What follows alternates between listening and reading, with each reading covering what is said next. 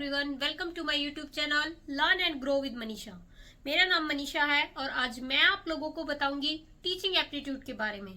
ये एक ऐसा टॉपिक है जो KVS, NVS, DSSB, STET, CTET सभी जो टीचिंग एग्जाम होते हैं उन सभी में इससे रिलेटेड क्वेश्चंस आते हैं और बहुत सारे स्टूडेंट्स जो बिगिनर्स होते हैं स्पेशली उनको इन्हें सॉल्व करने में बहुत प्रॉब्लम्स आती है। मतलब एक्चुअली होता क्या है कि वो अंडरस्टैंड ही नहीं कर पाते हैं कि क्या करना है, वो सिर्फ रटते रह जाते हैं। एंड आप लोगों को ये समझना होगा कि ये जो टॉपिक है ये रटने का नहीं बल्कि समझने का है। तो आज मैं आप लोगों को बताऊंगी कैसे इसे पढ़ना है और कैसे इसको अंडरस्टैंड करना है। तो चलिए स्टार्ट करते हैं। तो सबसे पहले बात आती है कि टीचिंग एप्टीट्यूड होता क्या है। टीचिंग एप्टीट्यूड यानी कि एक टीचर की सोच, उसका बिहेवियर, वो क्लास में कैसे बिहेव करेगा। अगर इन फ्यूचर वो टीचर बनता है तो क्या उसके अंदर वो कैपेबिलिटी है कि वो क्लास को मैनेज कर पाए, उसका स्टूडेंट्स के साथ कम्युनिकेशन कैसा रहने वाला है और ओवरऑल जो स्टूडेंट्स की ग्रोथ होती है क्या उसमें वो हेल्पफुल हो सकता है। तो इसी को जानने के लिए टीचिंग एप्टीट्यूड टेस्ट इंक्लूड किया जाता है आपके एग्जामिनेशंस में। नेक्स्ट बात आती है कि एग्जाम में इसे क्यों इंक्लूड किया जाता है।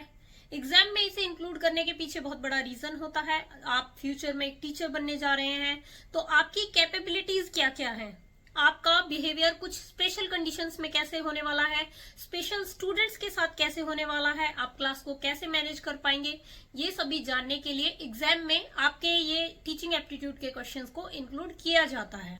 तो अब बात करते हैं उन टॉपिक्स की जो एग्जाम में सबसे ज्यादा इंक्लूड किए जाते हैं।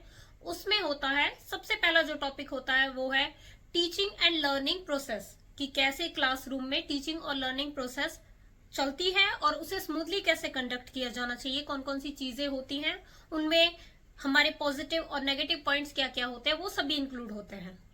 सेकंड होता है लर्नर्स के कैरेक्टरिस्टिक्स, यानी कि जो सीखने आ रहे हैं, जो स्टूडेंट्स हैं, उनकी अलग एज के अकॉर्डिंग उनकी जो नीड्स होती है वो अलग अलग होती है। प्लस कुछ जो माइंड लेवल होता है सभी स्टूडेंट्स का एक जैसा नहीं होता, सबकी स्पेशल नीड्स होती हैं। इसी तरीके से इंटरेस्ट है, बहुत सारी चीजें हो जाती हैं एक जो लर्नर होते हैं उनके अंदर। तो उनको आपकी समझ कितनी है, उन्हें समझने की, उन्हें सिखाने की, आप अलग अलग तरीके से कैसे उन्हें हैंडल कर सकते हैं, ये टॉपिक भी इंक्लूड होता है।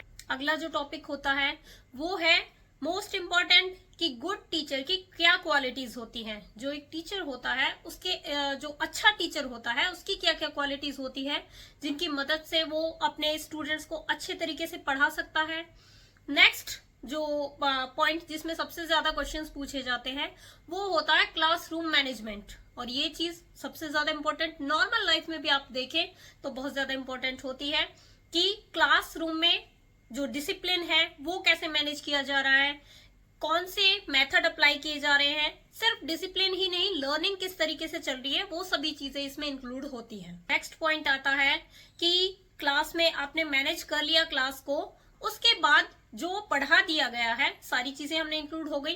तो पेपर में जो क्वेश्चंस जिनसे सबसे ज्यादा पूछे जा सकते हैं वो अगला टॉपिक होता है इवोल्यूशन का, कि आपने पढ़ा दिया फिर उसका इवोल्यूशन आप किस तरीके से करेंगे, यानी कि आप सीधे क्वेश्चन बनाकर पूछ रहे हैं या बच्चों से उनका जो फीडबैक है वो किस तरीके से आप ले रहे हैं, ये भी उसमें इंक्लूड होता है कि आप कैसे इवोल्यूट करेंगे जो आपने पढ़ाया है उसको। नेक्स्ट जो पॉइंट आता है जिससे सबसे ज्यादा क्वेश्चंस पूछे जाते हैं, last and most important point, communication.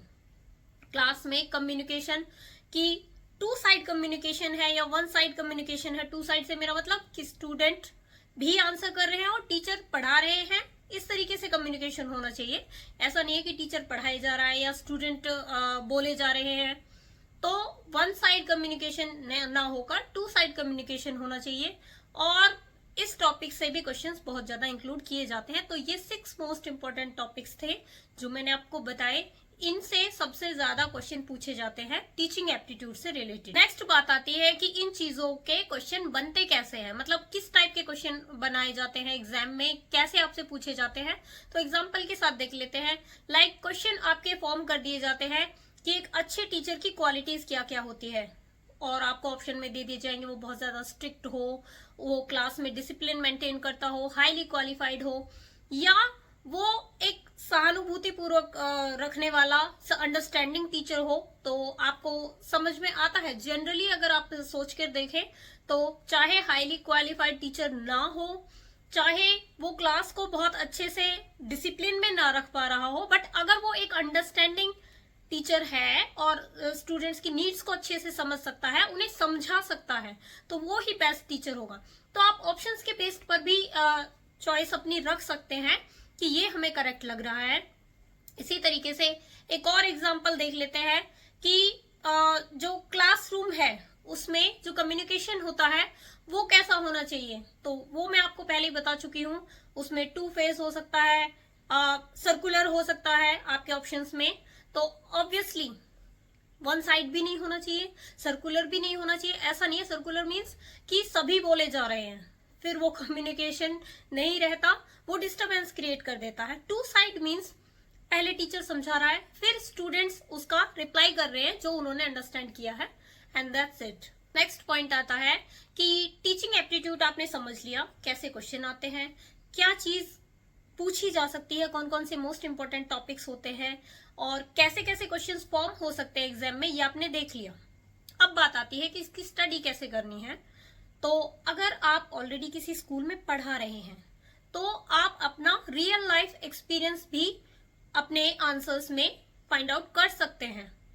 मतलब बहुत सारी चीजें हो जाती है जब हम टीचिंग करते हैं, हमें बहुत सारी चीजों का आइडिया वैसे भी हो जाता है कि स्टूडेंट्स कैसे रिएक्ट करते हैं, कैसे डिफरेंट एबिलिटीज के स्टूडेंट्स को हैंडल करना है, क्लासरूम मैनेजमेंट कैसा करना है। बस उसमें आपको स्किप क्या करना है कि आपको एज अ टीचर ही नहीं, जो स्टूडेंट है उसके पॉइंट ऑफ व्यू से भी सोचना है कि ऐसी चीज हो।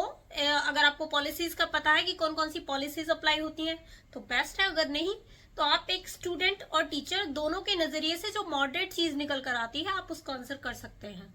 मतलब ऐसा ना हो कि टीचर ही डोमिनेट करे किसी चीज में या स्टूडेंट ही डोमिनेट करे, क्योंकि जब एक टीचर पढ़ा रहा है तो वो फोकस करता है स्टूडेंट पर, तो स्टूडेंट बेस ज्यादा हो जाती है जो एजुकेशन होती है। पॉइंट आता है कि हमें इसको पढ़ना कैसे चाहिए।